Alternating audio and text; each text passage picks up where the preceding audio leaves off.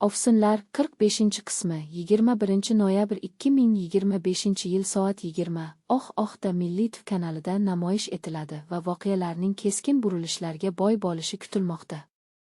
Bu safar qahramonlar o'rtasidagi ichki ziddiyatlar yanada chuqurlashib, har bir sahna hissiyotlar bilan to'lib toshadi. Serial oilaviy rishtalar, yashirilgan sirlar, raqobat va kechirilmagan og'riqlar haqida hikoya qiladi. Ikki ofsin bir tom ostida yashar ekan, ular nafaqat kundalik hayotni, balki bir-birining taqdiridagi izlarni ham bo'lishga majbur bo'ladi.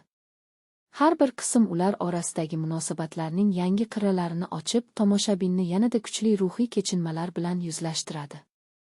45-qismda 60ga oid yangi sirlar ochiladi, qahramonlar esa o'z tanlovlarining haqiqiy qiymatini his eta boshlaydi.